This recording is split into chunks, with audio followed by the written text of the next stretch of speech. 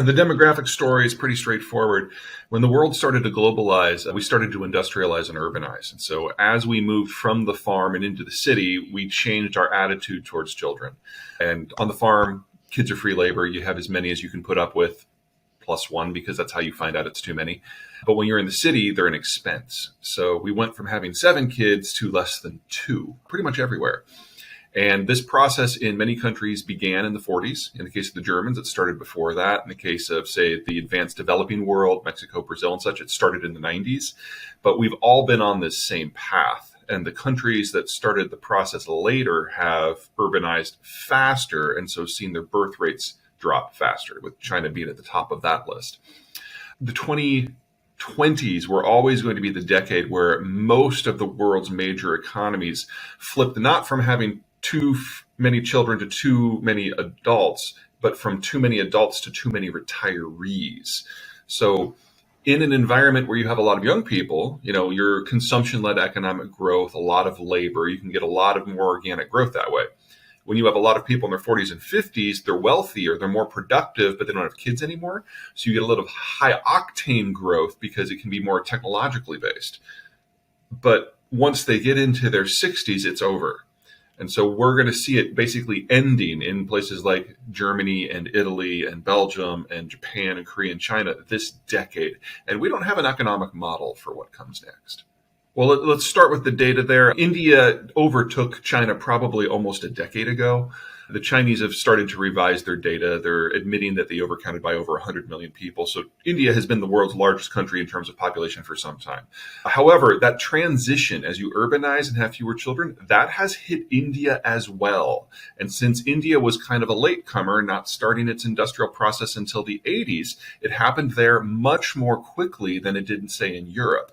So I don't mean to suggest that India is facing a dark future, not what I'm saying, but their demographic moment is now, not in the past. They have basically the pyramid starts with older people, comes down to people in their 50s and then their 40s. And when you hit the 30s in India, it then goes almost straight down. The birth rate halved back in the 90s and it has not bounced back. Now, that means at this moment in time, India does kind of have the magic mix.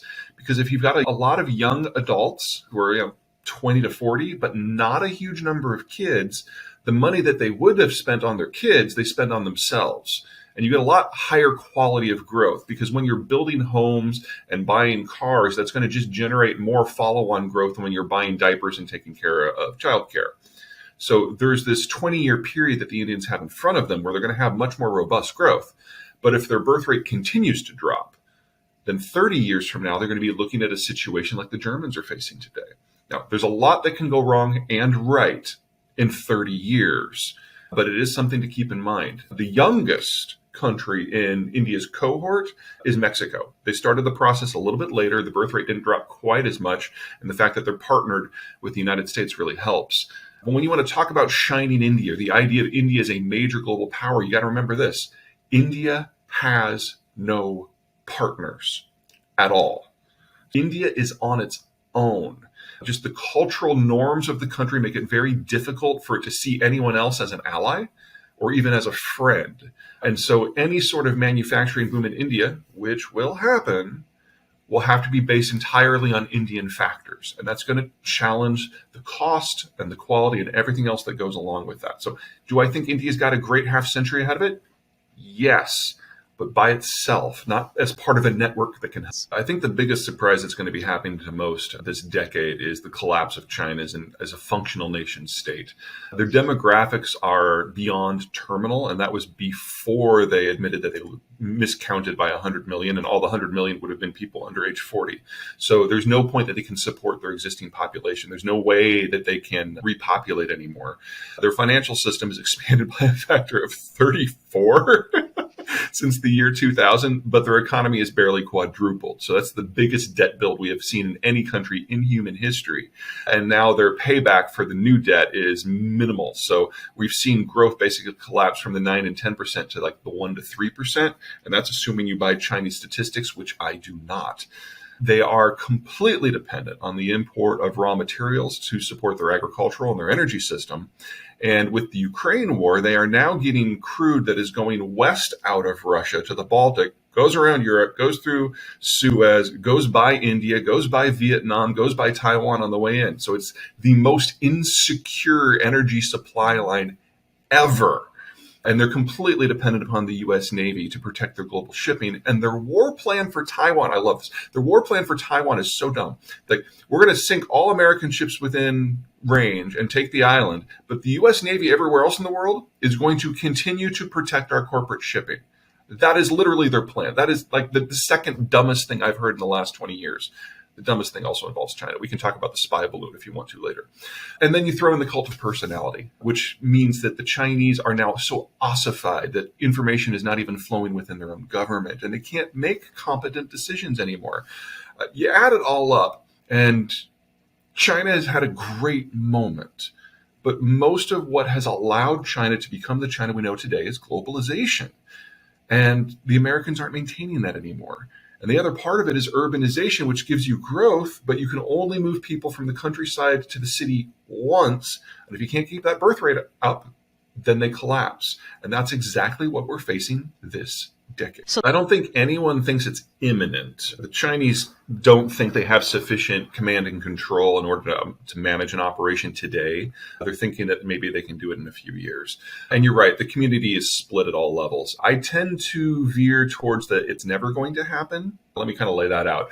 When you decide you're going to invade a country, there's certain things that you prepare for because you don't just like pull the trigger. So the Chinese have always found the Russians to be useful idiots. So if they're going to do something that's a little sketchy, they try to get the Russians to do it first to see how it goes. And so when they look at Ukraine, they're like, you have to walk from Moscow to Kiev, and the Ukrainians have only been preparing for 8 years. And this war suddenly has gotten a lot more complicated than we thought. We've always known that Taiwan was going to be more difficult because it's going to be a naval assault. So assumption one, gone. Assumption two, Russian weapons are awesome. So they stole all the IP from the Russians and spent $3 trillion outfitting their troops. And now they're having some very serious buyer's remorse. The third assumption is that Russia and China are far too important to the global system, so no one will sanction them. Well, that's gone. But I think what's most terrified them is companies just walking away. I mean, there was something like $60 billion in foreign direct investment into the Russian system that was just abandoned because countries didn't want to be associated with a dictatorial, genocidal government at war.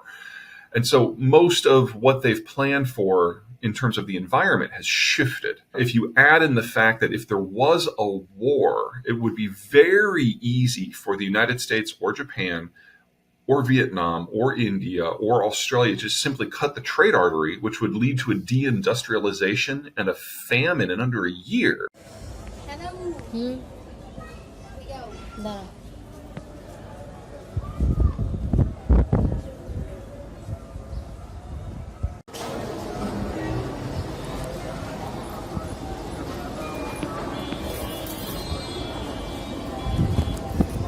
Mama, senang juga lah, mama jangan